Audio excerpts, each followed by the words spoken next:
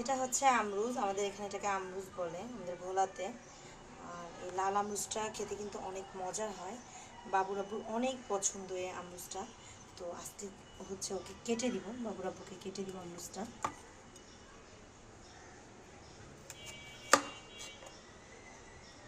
তো এই আমরুজটা না অনেক মিষ্টি হয়, আর একটা আছে একটু সাদা টাইপের, ওটাও মিষ্টি হয়, তবে এটা একটু বেশি মিষ্টি হয়। দুইটা আমরুজি অনেক মজা, এবং একটু খেয়ে আপনাদেরকে বলতেছি আসলে আমরুজটা কীরকম, অনেক মিষ্টি। তো এই যে কেটে নিছি, কেটে নেওয়ার কারণ হচ্ছে কি, অনেক সময় দেখা যায়, আমি দেখাচ্ছি আপনাদেরকে, এই যে বিচি থাকে এই আমরুজের ভিতরে, আবার হচ্ছে পিঁপড়া থাকে, এই যে দেখেন পিঁপড়া থাকে, ময়লা থাকে।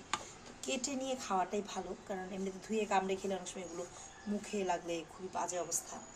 তো এই যে একদম সুন্দরভাবে এগুলোকে কেটে নিছি। এবার হচ্ছে লবণ মরিচ দিয়ে এগুলোকে বাবুরাব্বুকে দিব খাওয়ার জন্য, তার খুবই পছন্দের ফল এটা।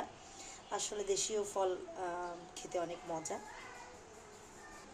আর যদি এভাবে সরিষার তেলটা নেওয়া হয় তাহলে তার কথাই নেই, একদম হচ্ছে সুন্দরভাবে সরিষার তেল দিয়ে, তারপরে হচ্ছে লবণ মরিচ দিয়ে মাখিয়ে তারপর হচ্ছে এটা দিয়ে খেতে কিন্তু দারুণ মজা। আমি একটা একটু খাচ্ছি।